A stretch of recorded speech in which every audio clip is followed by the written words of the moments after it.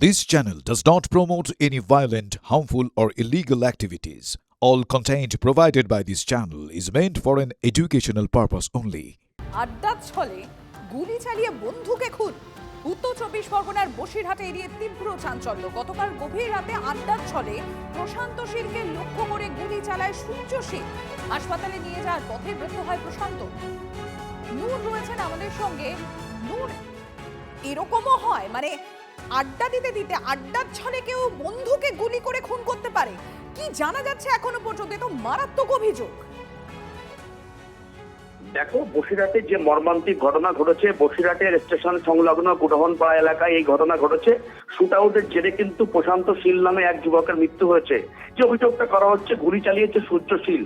কোন রাজনৈতিক প্রতিহিংসা বা দুষ্কৃতীদের গোষ্ঠীকন্দলের জোরে এই খুন নয় বলে কিন্তু দাবি করেছেন পরিবারের লোকজন।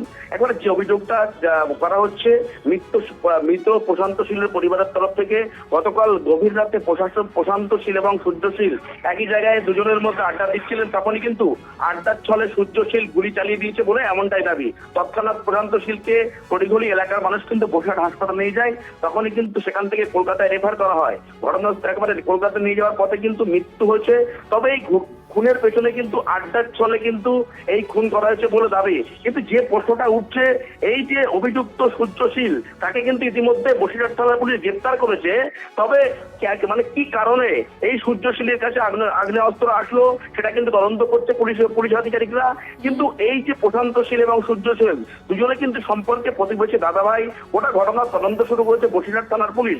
অন্যদিকে বসিরহাট মহকুমা হাসপাতালে পুলিশ একেবারে ময়নাতদন্তের জন্য কিন্তু পাঠানো হয়েছে। তারপর কিন্তু পরিবারের হাতে দেহ তুলে দেওয়া হবে। ধন্যবাদ। পাখামো করে আড্ডা করতে করতে পাখামো করে পিস্তল চালিয়েছে। আর কে জ্বালালো গুলি? সূর্য সিং। আর কার গায়ে লাগলো?